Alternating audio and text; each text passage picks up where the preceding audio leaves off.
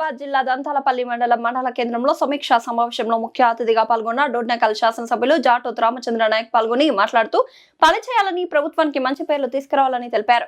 గ్రామంలో అవగాహన సదస్సులు పెట్టి ప్రజలకు అన్ని రకాల అవగాహనలను కల్పించి వారికి ఏ సమస్యలు రాకుండా అధికారులు చూసుకోవాలని ఆయన తెలియజేశారు. ఈ కార్యక్రమంలో AMC vice chairman Battu Nayak, MPDO, MRO, AMC chairman Sampeta Ramu తదితరులు పాల్గొన్నారు. అక్కడ గుడ్డి గుంతలు కానీ నీటి కానీ లేకుండా చూసుకోండి.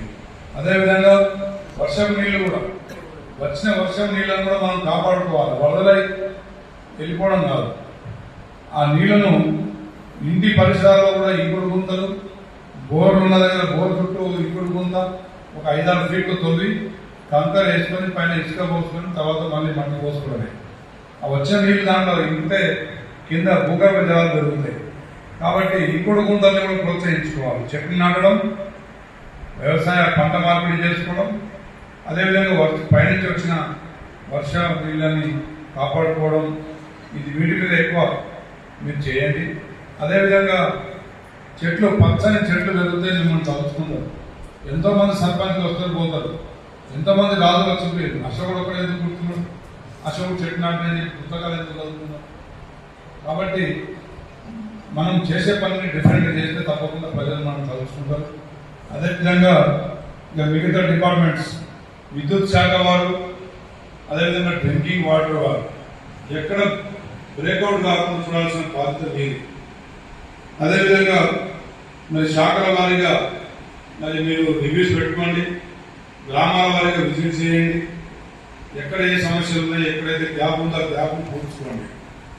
తప్పకుండా మీరందరూ సమస్యగా పనిచేస్తేనే మరి ప్రభుత్వానికి అటు ప్రజలకు మంచి పేరుతో మేలు జరుగుతుంది అని చెప్పేసి భావిస్తూ, మరి ఇందిరమ్మ ఇల్లు కూడా మరి హౌసింగ్ శాఖ వారు దాన్ని కొంచెం కేర్ తీసుకోవాలి.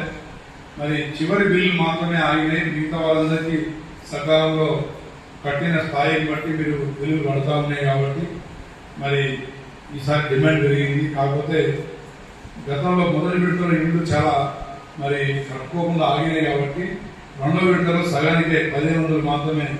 500 గతంలో ప్రభుత్వంలో గృహజ్యోతిలో ఏమైనా ఇచ్చి స్లాబ్లు కట్టకుండా పిల్లర్ స్టేజ్లో, బేస్మెంట్ స్టేజ్లో ఉంటే వాటిని వేసుకోండి. 1500 మాత్రం, అంటే 1500 అంటే 7 మండలాలు, అంటే మండలానికి 150-160 రావచ్చు. వాటిని మాత్రం అస్సలు ఇల్లు లేని వాళ్ళకి ఫస్ట్ ప్రియారిటీ ఇవ్వండి. మొదటి వరుసలో వితంతువులకు అవకాశం ఇవ్వండి, ఒంటరి మహిళలకు. అదేవిధంగా గుడిసెలు ఇంతకుముందు అన్నారు కదా, హర్ట్ ఎంత ఐడెంటిఫై చేస్తారో గుడిసెలు ఉన్న వాళ్ళకు కంపల్సరీ ఇవ్వాలి. తర్వాత ఒంటరి మహిళలకు ఇవ్వండి, వికలాంగులకు ఇవ్వండి, కట్టుకుంటామంటేనే ఇవ్వండి, వాళ్ళని అడిగి ఇవ్వండి. అదేవిధంగా మరి వాళ్ళకి ఏదైనా ఇబ్బందులు కలగకుండా వాళ్ళు కడుతున్నారా లేదా, మొదలు పెట్టిగా లేదో ఒకసారి కనుక్కోండి. అదేవిధంగా ఎవరైనా డబ్బులు 5 లక్షలు, కొంతమంది 5 లక్షలకి ఇంకా 10 లక్షలు కట్టుకునే వాళ్ళు ఉన్నారు. వాళ్ళ సంగతి అవసరం లేదు. ఈ 5 లక్షలు కూడా నా దగ్గర, ఈ 5 లక్షలతో ఎక్కువ నేను కట్టలేను అనుకునే వాళ్ళకు ఒక టెక్నాలజీ ఉంది. ఆ టెక్నాలజీలో మీరు బుక్ చేసుకుంటే వాళ్ళే వచ్చి కాంక్రీట్ లాగా మొత్తం ఇల్లు కట్టేసిపోతారు. 5 లక్షలు వాళ్ళే కట్టేసి మీకు అప్పచెప్పిపోతారు. కాబట్టి ఆ టెక్నాలజీ ఆ ఏఈ గారిని అడగండి, వాళ్ళు చెప్తారు. అదేవిధంగా మరి పంచాయతీరాజ్ కానీ, అదేవిధంగా R&B కానీ, పెండింగ్ పనులు ఎక్కడిదక్కడ మీరు పెండింగ్ పెట్టుకొని కూర్చోకండి, ఎప్పటికప్పుడు క్లియర్ చేయండి. ఇరిగేషన్ వాళ్ళు కూడా చెరువులు గతంలో తెగిపోయినాయి. ఎందుకు తెగిపోయినాయి అంటే తూములు సరిగా లేక, ఆ తూముల దగ్గర మొత్తం ఐరన్ జాలి వేసి ఆ చెత్త చెదరం అంతా అవుట్ఫ్లో బ్లాక్ అయిపోయి చెరువులు కట్టలు ట్యాంకులను తెగిపోయినాయి. అలాంటివి రాకుండా చూసుకోండి. వచ్చిన వరద నీళ్లు కానీ, లేకపోతే మన కెనాల నీళ్లు కానీ ఖచ్చితంగా మన దగ్గర నిండిన తర్వాత కిందికి పోయే విధంగా మీరు అప్రమత్తంగా ఉండాలి. అదేవిధంగా ఇంతకుముందు పెదవపాలన చెప్పినట్టు ఆ ఆనకట్ట నుండి జంగిల్ కట్టి ఇమ్మీడియట్గా వారం లోపే అవి క్లియర్ చేసినామని చెప్పాలి. మీరు ఎన్ఆర్ఈఎస్ చేస్తారా, కోఆర్డినేట్ చేస్తారా, లేదా చీపింగ్ చేయించుకుంటారా అనేది మీరు అది ఏది సర్పంచులు ఏదైతే సమస్యలు ఇప్పుడు లేవనెత్తిందో వచ్చే రివ్యూ కల్లా క్లియర్ కావాలి. అదేవిధంగా ప్రతి సోమవారం మరి ప్రజావాణి కార్యక్రమాన్ని రాష్ట్ర ప్రభుత్వం మరి మన ముఖ్యమంత్రి గారు రేవంత్ రెడ్డి గారు నూతనంగా మరి గ్రామాల్లో ఉన్న ప్రజా సమస్యలు ఎప్పటికప్పుడు క్లియర్ కావాలని చెప్పేసి ప్రజావాణి పెడుతున్నారు. కాబట్టి ప్రతి సోమవారం ప్రజావాణి ఉంటుందనే విషయాన్ని కూడా గ్రామాల్లో ప్రజలకు తెలియజేయండి.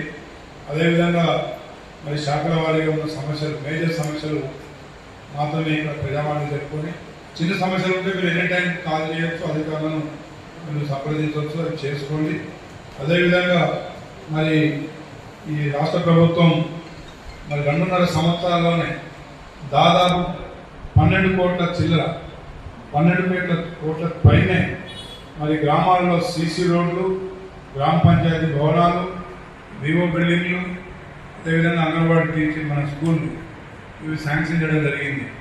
గత 10 సంవత్సరాలతో కంపేర్ చేసుకుంటే ఈ గత 10 సంవత్సరాల మొత్తంలో ఇచ్చిన ఫండ్స్ కేవలం 2.5 సంవత్సరాల్లోనే మనం ఇవ్వడం జరిగింది. కాబట్టి ఎక్కడ వివో బిల్డింగ్లు, గ్రామ పంచాయతీ బిల్డింగ్లు, ఈ మన అంగన్వాడీ స్కూల్స్ ఏదైతే ఇన్కంప్లీట్ ఉన్నాయో నవంబర్ లోపు అది పూర్తి చేసుకోండి.